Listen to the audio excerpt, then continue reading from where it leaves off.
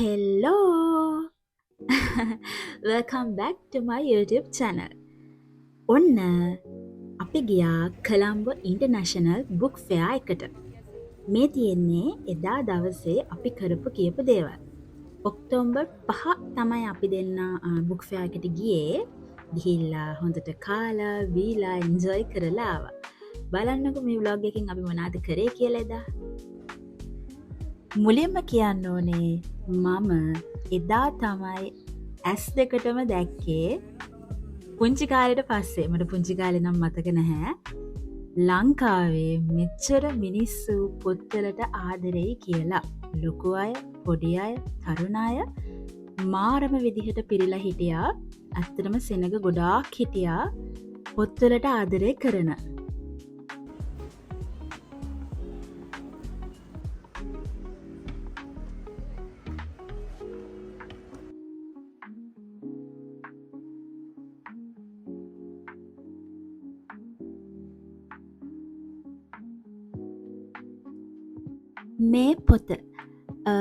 මේ පොත මං ගිය අවුරුද්දේ දැක්ක ගොඩක් අය ගන්නවා. හැබැයි මට ලොකු ඉන්ට්‍රස්ට් එකක් තිබ්බේ නැහැ පොත ගන්න.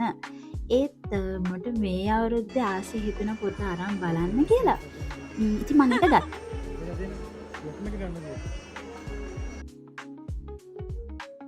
ඊට පස්සේ මං තවත් ආස පොතක් දැක්කා මැයි මාර ප්‍රසංගය කියලා. මේකත් මං දැක්ක ගොඩක් අය අරන් තියෙනවා. ඉතින් මම ඒකත් අරගෙන බැලුවා ට්‍රයි කරලා බලන්න කියලා. ඔන්න ඊට පස්සේ අපි ගියා අපේ සුපුරුදු රාජකාරිය කරන්න. අපි ගත්තා ෆලුඩා ෂේක් එකකුයි සොසේජ් හොට් ඩොග් එකකුයි අරගෙන එක කාලා ඊට පස්සේ අපි ගියා ආයෙත් පොත් ගන්න. මෙන්න මේ පොතත් මං ගත්තා.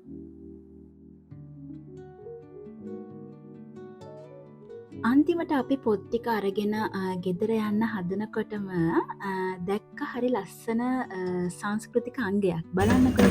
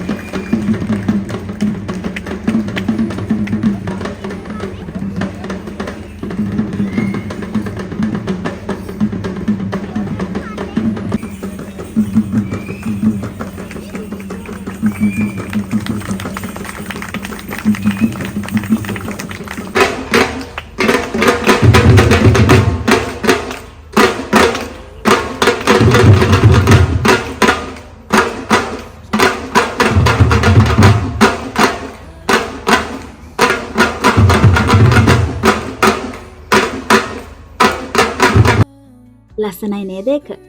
අපි ඒක බලලා ආයෙත් තිබහ නිසා ෂෙක්ස් දෙකක් ගත්තා. ඒක බිබී අපි එහෙම්මම ගෙදර යන්න පිටත් වුණා.